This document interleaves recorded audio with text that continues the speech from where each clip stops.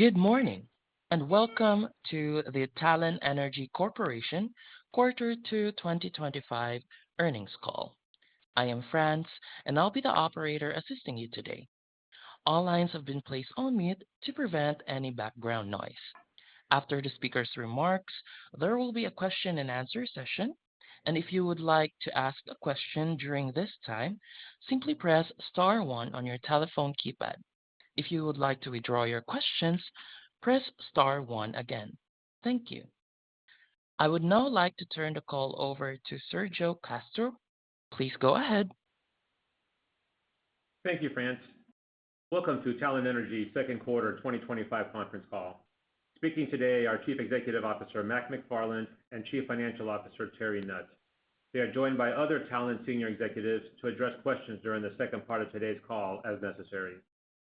We issued our earnings release this morning along with the presentation, all of which can be found in the Investor Relations section of Talen's website, talenenergy.com.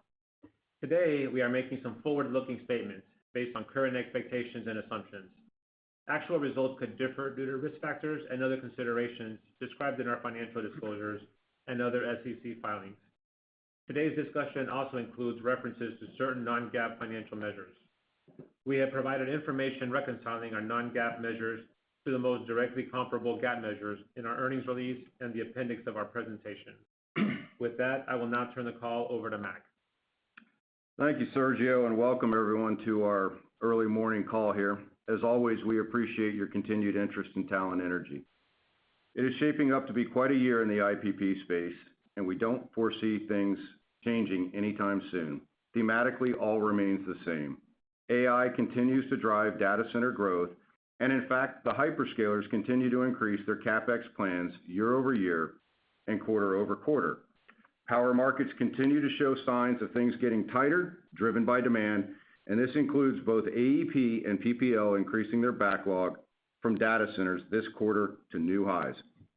And we believe there is more opportunity for Talen to create value in this environment.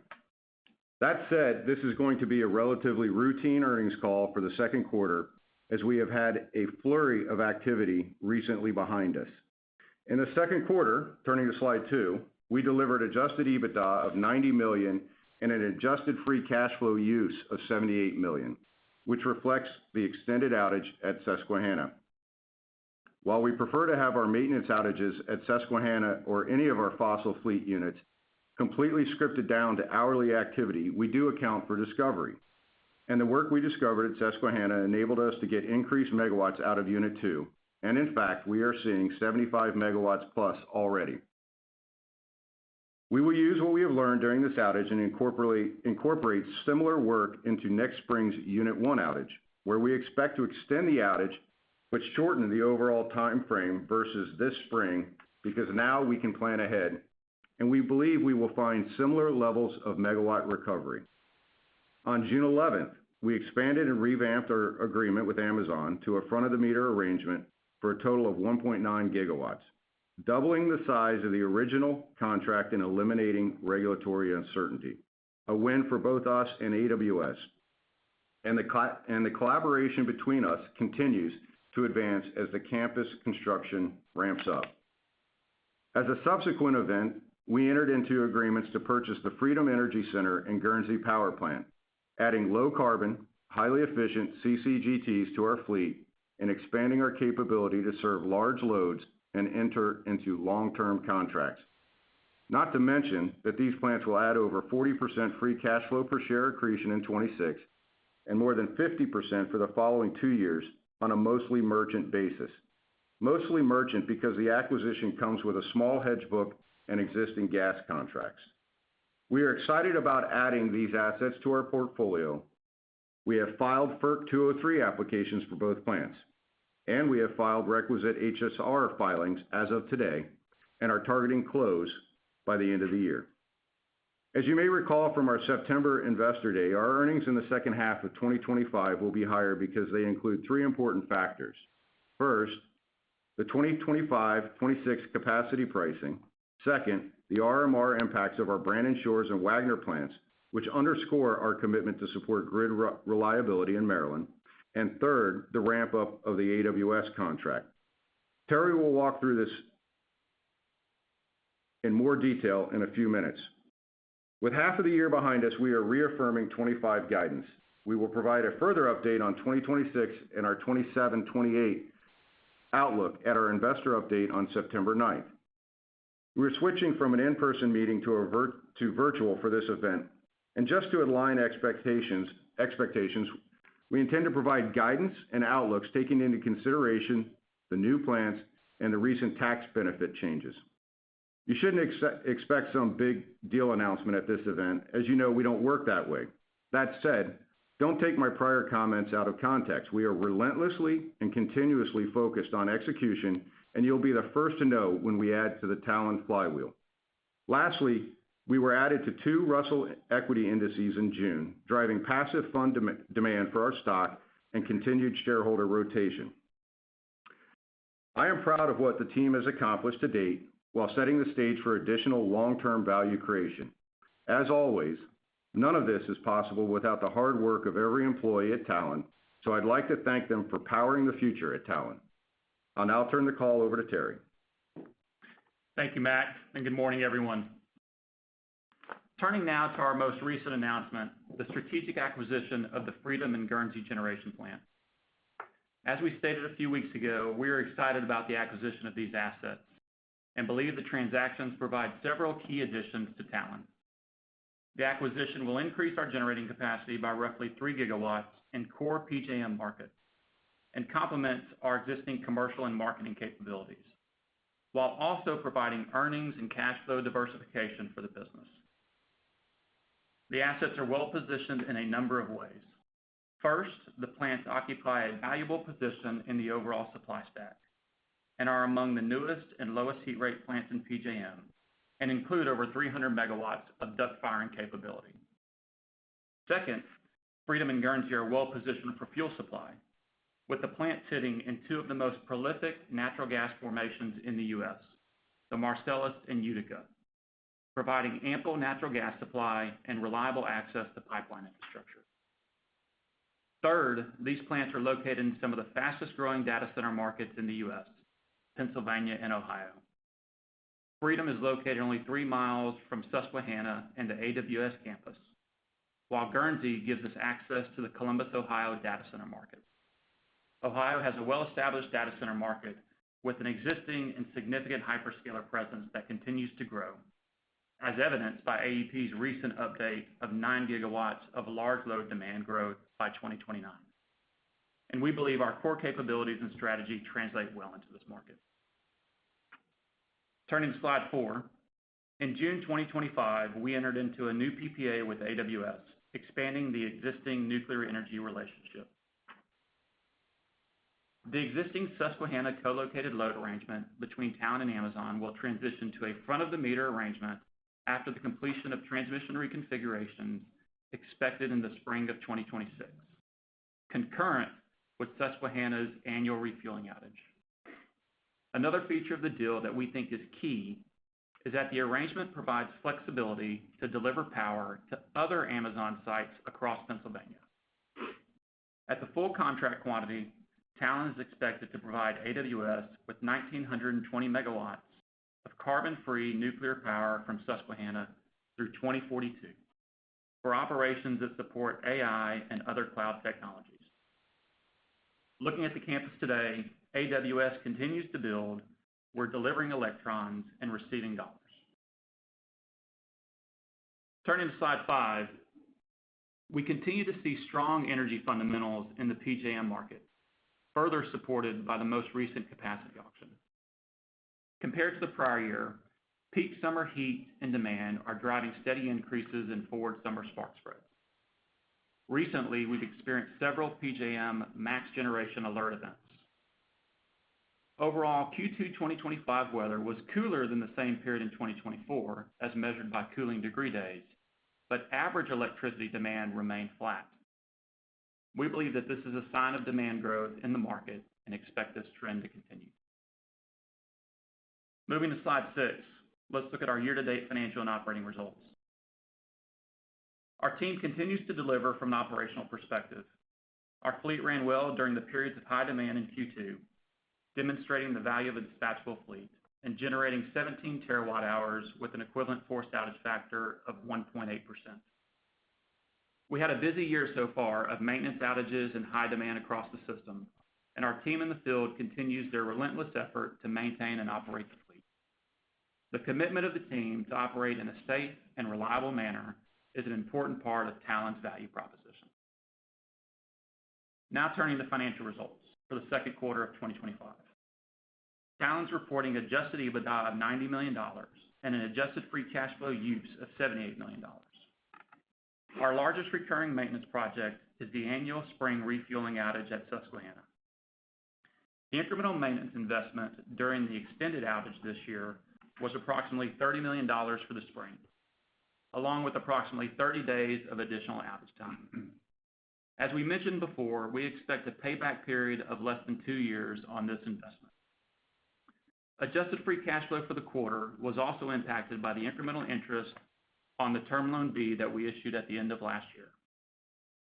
As Mac mentioned earlier, starting on June 1st, our earnings now include the higher 2025-2026 PJM capacity pricing of approximately $270 per megawatt day and the impacts of the reliability must-run arrangements. Now moving to guidance on slide 8. As Mac noted earlier today, we are reaffirming our previously announced 2025 guidance ranges. We continue to remain committed to returning capital to shareholders and have repurchased approximately 23% of our outstanding shares for approximately $2 billion at an average price of around $150 per share, creating significant value for Talen. That's all since the start of 2024. We have approximately $1 billion in buyback capacity remaining through year-end 2026 and are targeting $500 million of annual share repurchases during the post-acquisition deleveraging period. Once we reach our targeted leverage of 3.5 times or less, we intend to return 70% of capital back to shareholders on a significantly higher free cash flow base. Turning to slide 10. As of August 4th, our forecasted net leverage ratio was approximately 2.7 times, well below our target. In addition, we have approximately $861 million of liquidity, with over $161 million of cash on the balance sheet and the full availability of our revolver. After our initial financing of the Freedom and Guernsey acquisition, we'll be focusing on debt paydown in order to reach our targeted net leverage ratio by the end of 2026, while also targeting $500 million of share repurchases. With that, I'll hand the discussion back to Mac. Great, thanks, Terry. Slide 11 has our upcoming events, and we hope to see you at several of these events in the future. Let me conclude with this before opening the line. It continues to be a great time to be in the IPP space. It's very exciting, and we think that will continue through the end of the decade. Over the past several years, we've positioned Talen well to create value in the next years ahead. We look forward to continue to executing, focusing on free cash flow per share growth, de-risking our cash flows through our contracting strategy, and maintaining the balance sheet and shareholder discipline we have demonstrated for the past 2 years.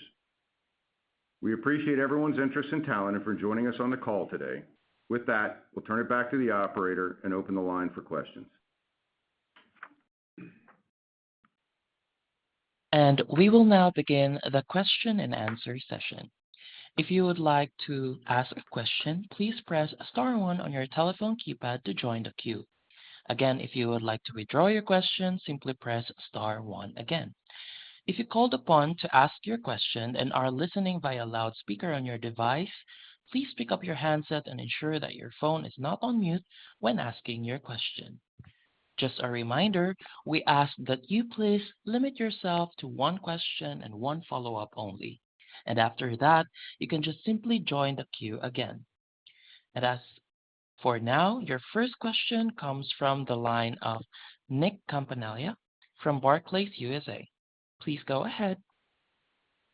All right. Hey, good morning. Thanks for keeping the headlines quiet today. Morning, Nick. Morning, Nick. Hey, so yeah, you just kind of talked about some of the Susquehanna work you're doing, and it sounds like you have an extra 75 megawatts coming in at Unit 2, the potential for the same at Unit 1, I think. So can you just remind us, should we be thinking about like unallocated nameplate now going to 450, or how should we think about that? Yeah. Well, first, Nick,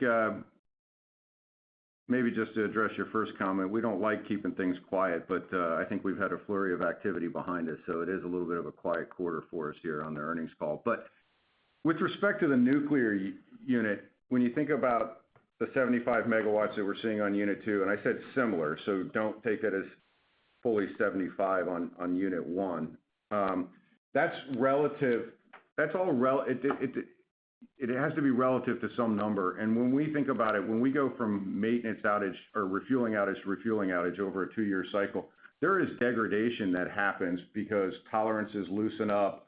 You have steam that starts to bypass, things of that nature, okay?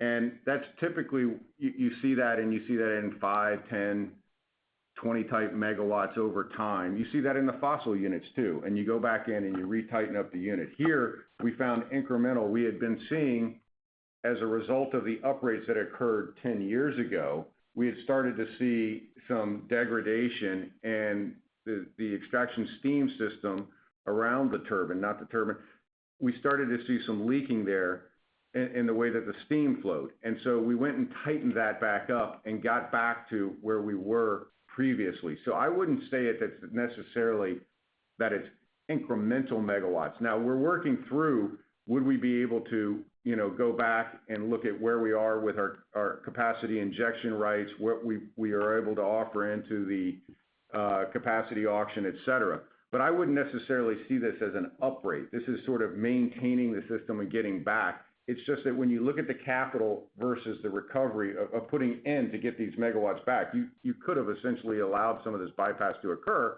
but because we decided to tighten things up, we get megawatts back, and that's what the payback period is, we've said is around 2 years or less. So it depends on where you're relative. I wouldn't add it to the nameplate capacity. It just wouldn't do that. That's not how it works. It's just that you're always trying to keep yourself right there at that point. This helps us get back to that point. Okay, noted. That's really helpful. I appreciate that. And then just on the share repurchase, I think you did roughly $100 million year to date. Are you still on track for the $500 into year end here? And just any updated thoughts on the repurchase, especially with the stock re-rating, how it has? Thanks. Yeah. So two things. I'll hand this over to Terry. First of all, by the way, we are looking at what are the potentials to uprate the units at Susquehanna. We've said we've committed to doing that, and that plus exploring the SMR with AWS as part of the contract. So we're looking at that, and those would be cheap uprate megawatts. We don't have anything to give you on that right now because we want to make sure we do the engineering and the cost analysis and then give that to you, but we are exploring that. Second thing, on the share repurchase, roughly $100 million year to date. I think it's in the 80 something, but roughly $100 million. I'll turn it over to Terry for the exact numbers. But we were able to do that at a point in time. I'm not going to try to position this as hiding behind MNPI, but we did have MNPI. We restructured the 2.0 contract. We bought Freedom and Guernsey, and that limited our ability in the second quarter. So are we on track?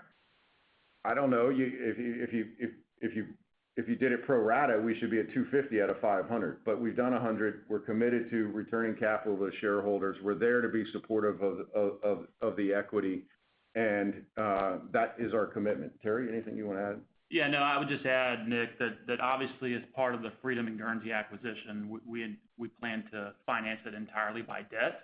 And so we'll take on that incremental leverage, and when we take a look at that incremental leverage and what we intend to do from a deleveraging standpoint, we show $500 million of share repurchases that we would execute through the end of 26 during that deleveraging period. But the bigger benefit comes after we get delevered and get, and rotate our net leverage back to below 3.5 times. We have a higher free cash flow base that then we intend to take the same policy and the same approach of using 70% of that to return capital to shareholders. So that's how we'll move from a direction of travel. And still maintain that net leverage of less than 3.5 times and get there targeting by the end of 26, as you mentioned. Yeah. Thanks, Nick. Okay, thank you. And your next question comes from Jeremy Tonet from JP Morgan. Please go ahead. Hi, good morning. Morning, Jeremy. How are you doing? Good, good, thanks. Just wanted to turn to the BRA if I could, and just wondering any updated thoughts you could share coming out of the PJM auction here regarding supply-demand trends, and particularly in the light of your recent acquisition. Just wondering any thoughts on those trends in the auction and how it impacts the acquisition as well. Yeah, so for the most recent auction, Jeremy, that cleared a couple of weeks ago, I think a couple of interesting pieces of information there. One, obviously, the demand and the load growth we continue to see. We expect that you'll continue to see that in subsequent auctions.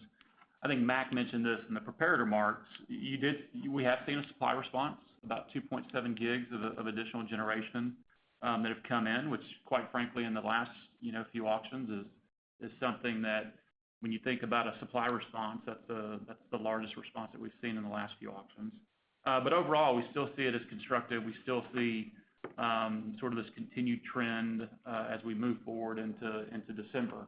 And obviously, we'll get when we get the next auction, we'll get the parameters here in the next month or so. End of this month. And then obviously we'll have to take a look at those and sort of do our bottoms up fundamental view of how do we think those parameters impact what we see in December. Yeah, I think, Jeremy, just to add to what Terry said, is when you look at the capacity markets, they're doing what they're supposed to be doing. They're sending a signal that says that the demand is growing. There needs to be a supply response. Obviously, it was capped, and this next auction will have a cap as well as the floor. And it would have cleared, PJM says, around 390 without the cap. And if you think about supply and demand fundamentals, you've got to send that market signal for people to buy, and we've got to get it longer dated. And we're committed to working on the capacity market reforms after this 27-28 BRA gets run this December, ahead of the May 28-29 next year. May 26 will be for 28-29. And it is working. The markets are working.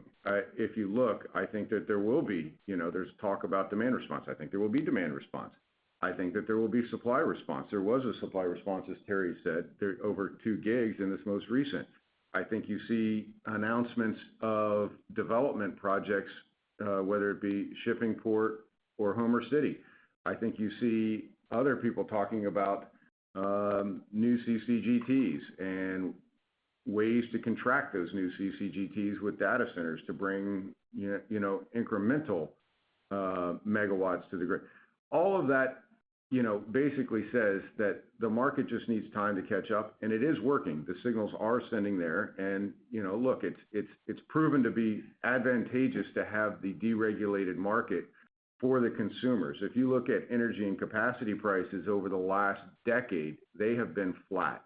I think there's been a lot of been a lot of discussion about the impact on consumers and things of that nature, and it's really just this temporal year-over-year issue that people say, well, the bills have gone up. But yes, if you look over 10 years, bills have actually been flat on an energy and capacity basis, which means, and that's flat on a nominal basis, which means on a real basis, they've actually declined as a percentage of disposable income. And so it is deregulation and the restructured markets have provided the lowest cost to consumer. And that was the objective of going into the deregulated markets, several decades ago. So we're at this point where the markets are sending a signal that says that supply needs to come on, demand is growing, and I think things are working. And I applaud PJM for pushing through and getting these capacity auctions taken care of so that we can get back to a lot more foresight 3 years in advance in May of next year.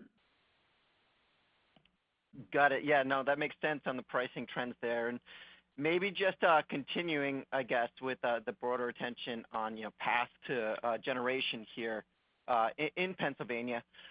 How do you see your existing assets competing against initiatives like PPL's GenCo?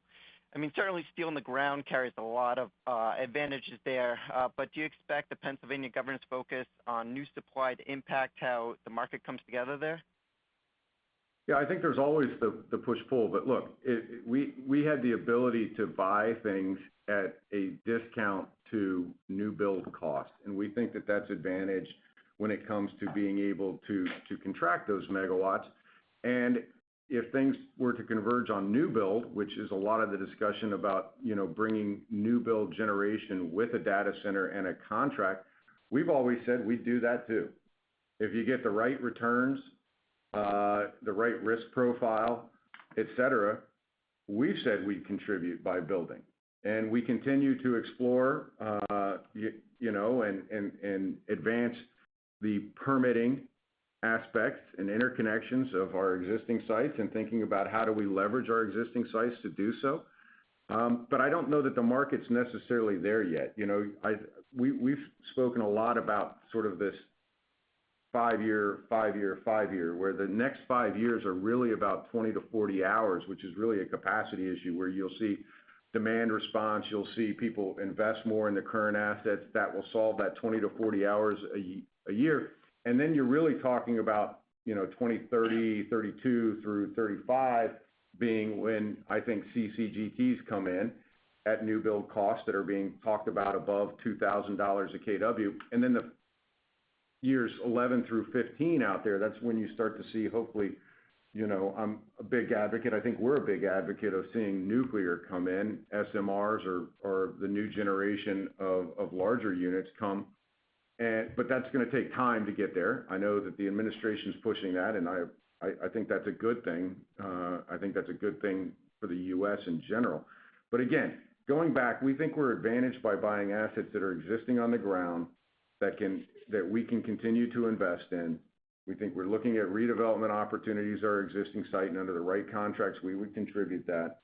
And then again, like I mentioned earlier, we're looking at uprating the nuclear plant, and we're also looking at SMRs. That's part of our commitment with AWS, but those are years out. The uprates nearer term that can help solve some of the supply.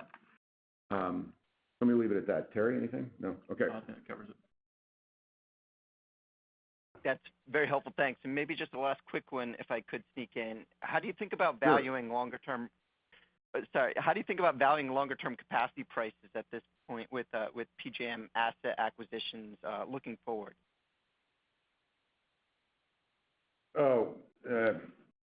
Look, I think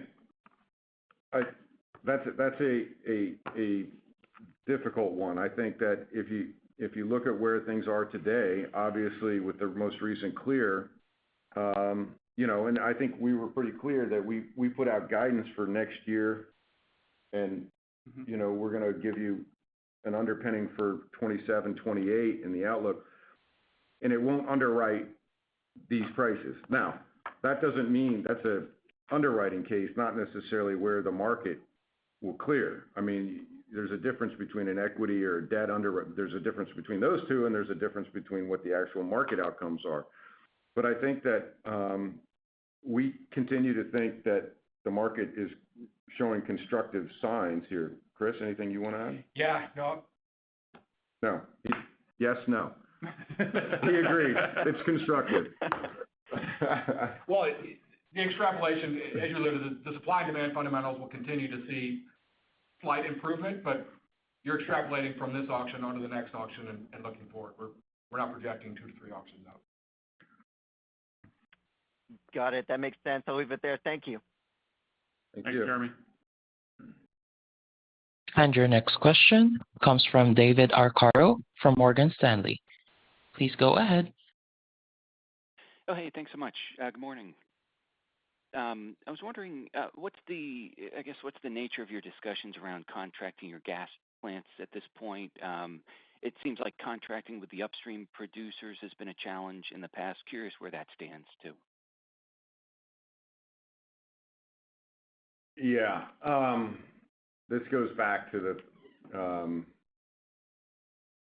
what I always say, which is we're not going to talk about commercial terms and how we do things, but let me try to answer the question in some form, which is I think where we are headed is, and we've said this, we think that there's only so many long-term contracts that can be carbon-free. Other contracts are going to have to be front-of-the-meter PPA, virtual PPAs, and that means that they're effectively being sourced off of gas plants, and therefore then you need to start managing risk gas plants. We just added 2 plants in Freedom and Guernsey that are going to take how many a day? 400,000 a day MCF, and so we actually think where things are headed is if you're going to sell long-term contracts, you need to figure out how to hedge that or have a plan around hedging that. That can be, you can decide that you're just going to manage that risk with Chris and the desk,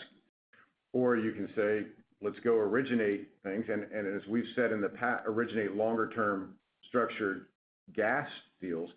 We think that you're going to see longer-term structured offtake agreements, and if the conversion is gas units, then you need the second leg of that is the gas supply. You're going to need to probably go out and match at least some volumetric level, try to match some of that up on longer-term supply. And what that means is structuring an origination, which is, as I've said, atrophied in these markets because structuring an origination went by the wayside when the markets went lower. There was no need to go secure supply, et cetera. But structuring an origination is effectively what we did with the AWS contract. That's effectively what we did. It just happened to be a solid fuel, nuclear fuel, and we managed the risk around that appropriately and the operations there. But when you move to a gas unit, it's going to require a different skill set, and that's where we're headed. We're headed into structuring origination and being able to have that skill set to appropriately manage and warehouse risk, and therefore devise a premium on what we sell on long-term contracts. Yeah, got it. No, that's helpful color. That makes a lot of sense. It seems like that's the direction the market's moving as well. And, you know, we just hope to get there first. Absolutely. I was wondering just your view on, as you look at PJM and energy prices and forwards from here, what do you think the market needs to see for, you know, some of these load forecasts and a very strong demand ahead to actually be reflected in forwards from here? Yeah, David, I'll take that, and then we'll also get some color from Chris Maurice, our Chief Commercial Officer as well. As we mentioned earlier, right, we're seeing a steady increase in spark spreads. We saw that during the second quarter. Obviously, gas has had a good amount of volatility over the past several quarters, and that does impact how you see the spark spreads move.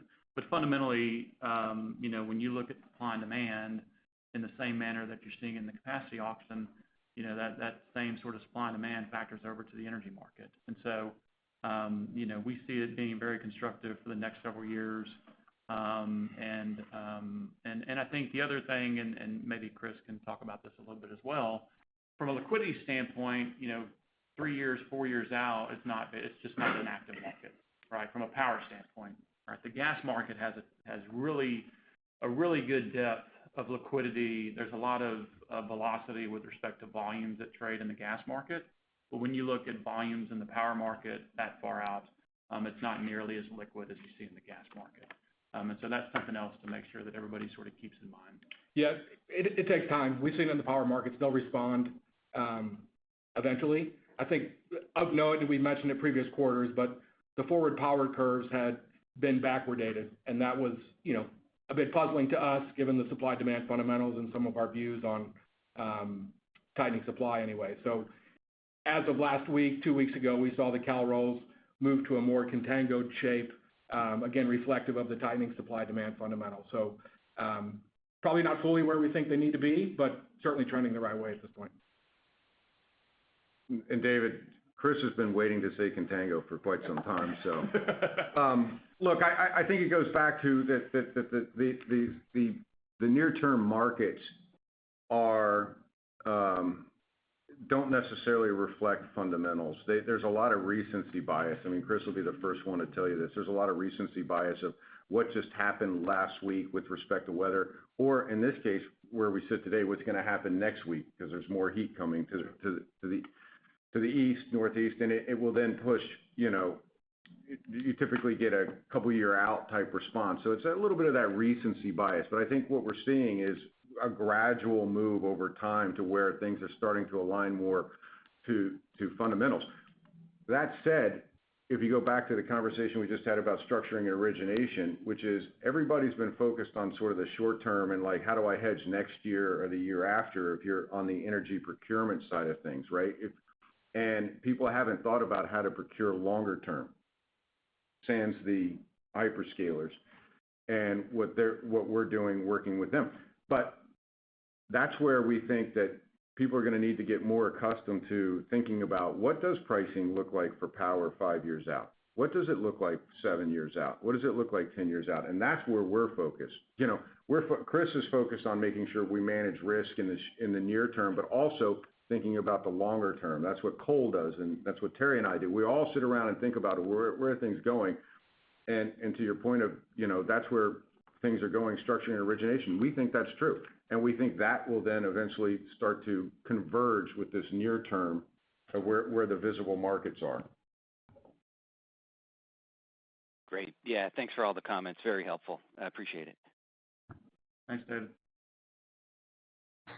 And your next question comes from Michael Sullivan from Wolfe Research. Please go ahead. Hey, good morning. Morning, Wanted to just, hey, Mac. Wanted to just ask, post the auction result, just given the higher print there, any impact that just has on your deleveraging plan, and then where you see yourself in terms of leverage capacity post the Caithness deal to do more M&A? So, Michael, obviously the capacity clear helps free cash flow, helps the overall earnings. So that does give us, more upfront. Obviously, we've got to close the Freedom and Guernsey acquisition to get that incremental. And as Mac alluded to earlier, we've pushed forward on both the HSR front and the FERC front to get those filings done. I think it does, give us a tailwind and something that we'll look to execute on as we, close that out. And then get those units into the portfolio and allow the free cash flow to go to the bottom line and help us with the deleveraging plan. And obviously, as we delever, I mean, I'll still Mac's coin term of the flywheel. As we add assets and then delever and gain that capacity back, that is a strategy that we look at, longer term. But first and foremost, we want to make sure that we execute and remain disciplined, and then move forward with how we would think about M&A. Yeah, Michael, maybe just to add to Terry's comments, and we said this when we acquired the plants, and then obviously the auction cleared the next couple of days. With it clearing at the 330 versus, sort of what we had previously put out at 26 for underwriting our outlook, which was a 270, that just gives us more cash flow, which means that deleveraging is, easier. We're not even with this transaction when we put the debt, which is an all debt transaction to finance this. When we put that on, it moves our leverage ratios up, but it doesn't take a significant amount. And given the free cash flows that come off of these units because they're so highly accretive, along with the tax benefits, it makes it easier to get down to the 3.5 times net leverage next year. And that just reloads. We talked about the balance sheet being a strategic asset. That just reloads the balance sheet being a strategic asset, as well as being able to do our share repurchase program. All of that while maintaining our balance sheet discipline and net leverage of less than 3.5 times. Okay, great. Appreciate all the color there. And then back to some of the conversation around new builds, maybe more specifically for you all. And I know you just signed the RMR there at Brandon and Wagner in Maryland, but I think they have an RFP upcoming in the state, and there's been some talks there of ways to get new generation. I guess how are you thinking about that at a higher level with respect to future of those units and just new gen in that state? Yeah, so our presence is obviously Brandon and Wagner, as you mentioned, and being able to execute the RMR, we we were shutting those units down, happy to execute the ORMR and provide grid reliability and hopefully provide a lower cost alternative to the consumers in Baltimore and make sure the lights stay on, quite frankly. And if there was the ability to get gas to those units, we would obviously explore that. Those units are sort of not really on a peninsula, but they're on the river, and so you either got to come across the river underneath, or you've got to come across a bridge that got hit, or you got to come through the urban areas. That said, if BG&E can get us gas, we would look at potentially converting those boilers over like we did at Montour, like we've done at Brunner. And that could provide a solution that may be a least cost alternative versus building $1 billion worth of transmission. But that's all dependent upon getting gas, and that's not the easiest thing to do because you've got to get a volume of gas there that is fairly significant relative to what the current infrastructure provides. But we're working through that, and we'll see where that goes. As far as the RFP, we're not currently participating in it. Okay, very clear. Appreciate it. Thank you. Thanks, Mark. Thanks, Mark.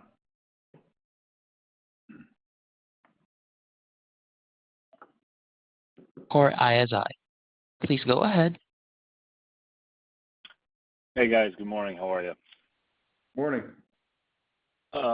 Just wanted to touch upon a little bit and drill into Jeremy's question a little bit further.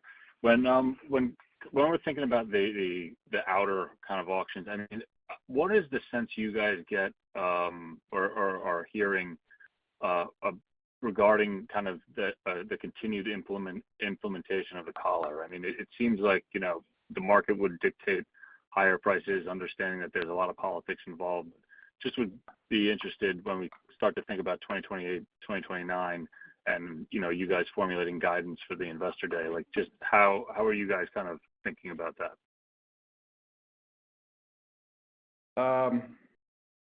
So first of all, we're in early innings with respect to what will happen past this next auction on the cap and the floor.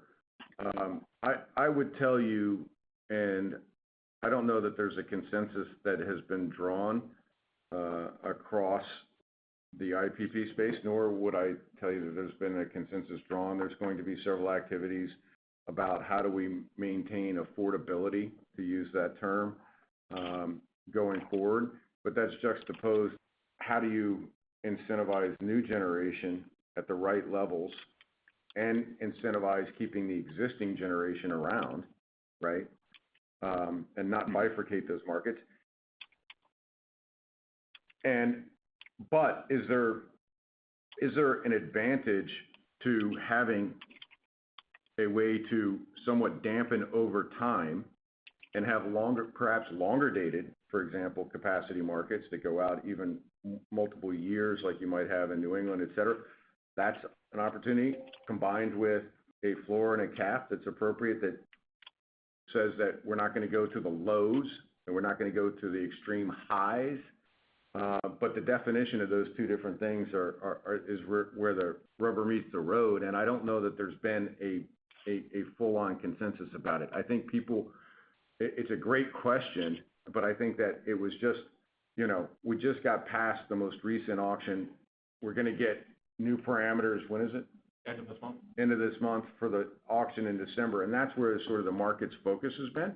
And then we need to have a longer term discussion about how do you reform the market to make sure that you're sending the right price signals and create the right affordability for the retail consumer. There's just no answer to it at this point in time. It's in development. Fair, yeah. I should have prefaced by saying I know it's kind of an unfair question.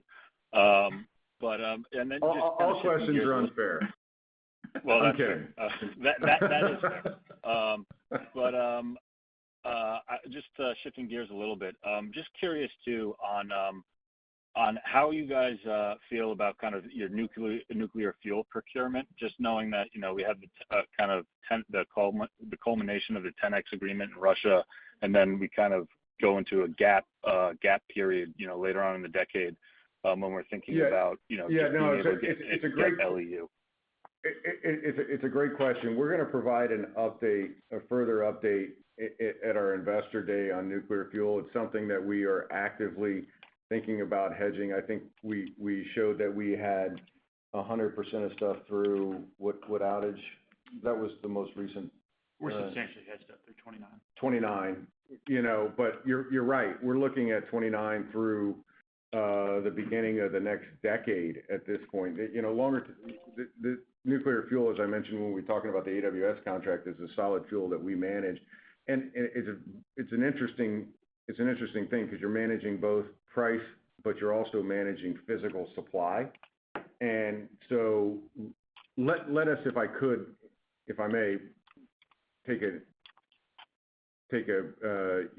free pass on this one until September 9th. We're going to provide an update on that at that juncture. But we are actively out there doing things.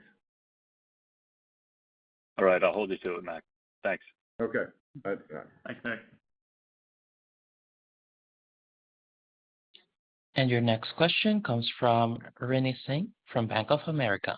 Please go ahead. Good morning, guys. Morning, Rennie. Just quick question on how do you guys view data center clustering? It kind of looks like that's a big thing in Pennsylvania with the Homer City shipping port site. So I guess specifically at the Susquehanna site and with the recent acquisition of Freedom, I guess what are the conversations there, and is it kind of moving to more of those data center hub kind of structures? We didn't bring coal for nothing. Good morning, Randy. Yeah, look, we're bullish on the prospects of data centers in Pennsylvania, specifically the eastern half of Pennsylvania. Obviously, you guys, I'm sure, are following PPL's load forecasts and data centers in the queue at advanced stages, and that keeps going up and up. And I think a lot of that is data center clustering. It's not just by any one company, but I think as the infrastructure and gigawatt scale campuses like ours, or the one adjacent to Susquehanna, are built out, it just kind of brings more data centers. And so you can go into the PJM planning submissions and see all of the different clusters or sites being actively developed. And obviously it's good for the eastern half of Pennsylvania and existing generation there. We like the acquisitions, specifically Freedom. That's right there next to Susquehanna, and obviously Guernsey out in Ohio, where there's already a large data center clustering presence. And so I think that's bullish for our entire portfolio as we, both just for the power in general, but also our ability to contract that over time. Yeah, that makes sense. And then I guess just secondly, understanding that you've moved ahead with AWS front of the meter, can you give any insight to the ISA rehearings? I know it's ongoing, so I guess any thoughts on implications of ruling there for future contracts as well? Yeah, look,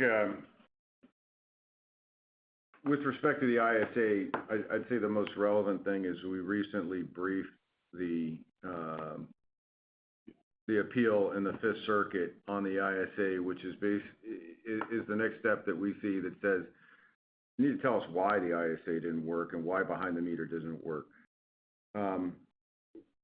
Commercially, we're focused on the front of the meter, okay, in the near term. But long term, okay, when you hear of things like Shippingport, when you hear of Homer City, when you hear of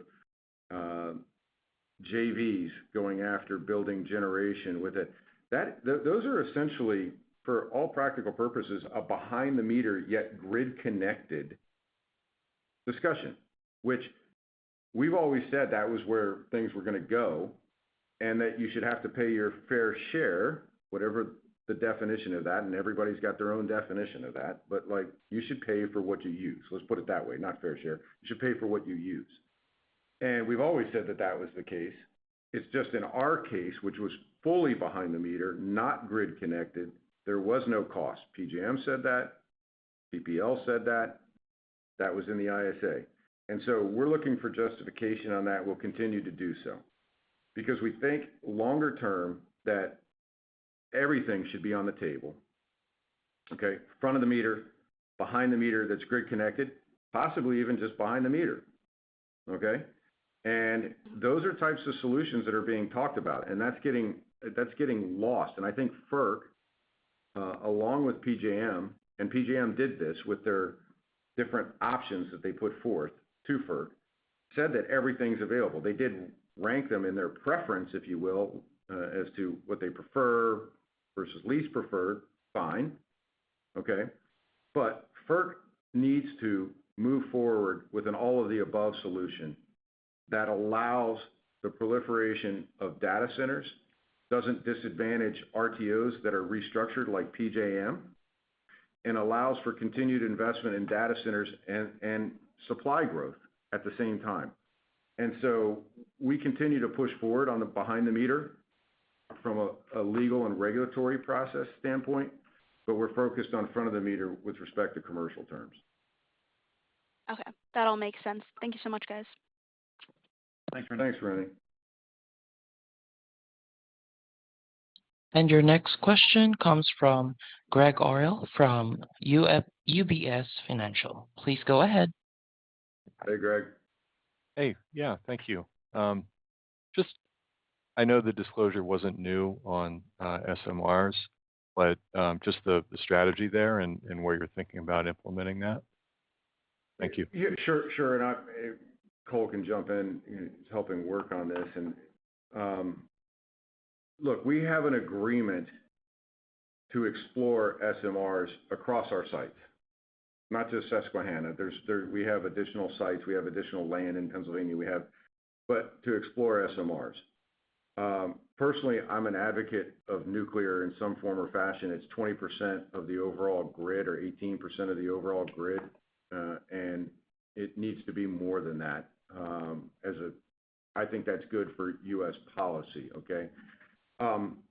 And we agreed with Amazon to explore SMRs, which we'll do. But you should take that as, again, I said this is years 10 through 15 is sort of when things sort of look on the horizon for new nuclear, putting aside, restarting some of the plants, which I applaud that Constellation's doing at Crane Clean Energy Center. That's great. But and other locations that are being restarted. But we are spending what I would call early stage, we're looking to spend, we haven't even started, early stage development dollars and thinking about how do we work with the state, our counterparty, what opportunities exist to look at these types of things. But it's early stage to get the concept going and thinking about how might we implement it and how might we work with the current technologies. I mean, there's a whole licensing aspect that needs to go on. I think there's only one approved license right now on SMRs. And so there's an evolution that needs to occur here before the nuclear revolution occurs. So we're working on it early stages. Yeah, I would say if folks thought gas deals were complex, an SMR deal or SMR-backed deal is going to be very complicated, right? As Max said, there's regulatory, issues to work through.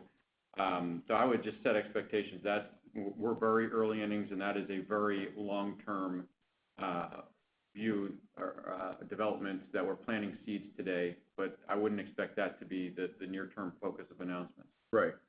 But I do think, though, that there is the ability to start exploring this stuff because you see the president, you see Secretary Wright pushing forward either EOs or DOE advancement of how to get new nuclear coming to the grid. And so we're excited about working on it. We're not necessarily allocating a bunch of dollars to it, and it's early stage development at this point. Thank you. Appreciate it. Thanks, Greg. And your next question comes from... Yeah, go ahead. And your next question comes from Julien Dumoulin-Smith from Jefferies. Please go ahead. Morning, Julien. Hi, team.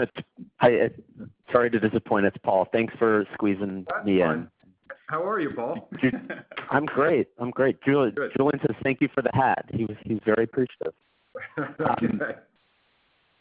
I know a lot was asked in here. Just to squeeze in last one and follow up on, I believe, Michael's question on the leverage profile. So obviously with the 330 megawatt day clear versus the 270, should we think about the 3.5 times net debt to EBITDA target? You're comfortable levering up to that level on the higher capacity clear?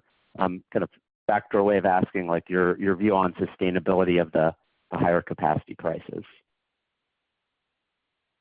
Yeah, Michael, our 3.5 times target, which is a target that we've had now for a couple of years, we're comfortable with that. I think that gives us the right, it cuts at the right level with respect to, maintaining the ability to do things on either side. So we're fine with that. The 270 versus 330 is, as we mentioned earlier, obviously helpful as we move forward.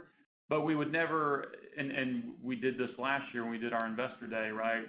We're not going to underwrite these high prints for years and years and years in the long-term projection. So we've got to keep that balance and keep that discipline as we think about the balance sheet and combined with strategic activity and combined with everything that we manage from a liquidity and a hedging standpoint. I'd also tell you, Paul, that to piggyback on that, we're going to lay some of this out in September 9th on 26 guidance, 27 outlook, and 28 sort of early preview outlook. And we have a growing cash flow profile. So with the, I'll call it more modest or conservative, however we want to deem it, underwriting case associated with capacity clears. And that growing cash flow profile still meets, as we said, being able to toggle these things, allows us to return after we get our leverage down, targeting the end of next year to less than net 3.5 times, then allows us to return to 70% of cash being returned to shareholders, and maintaining that capital discipline. And with a growing cash flow profile, not necessarily underwritten by these cap clears, we're in good shape there. Yes, no, understood, definitely. No, thank you, team. Thanks, everyone. I appreciate everybody. I know everyone's going to be running off to additional calls. Appreciate everybody's interest in Talen.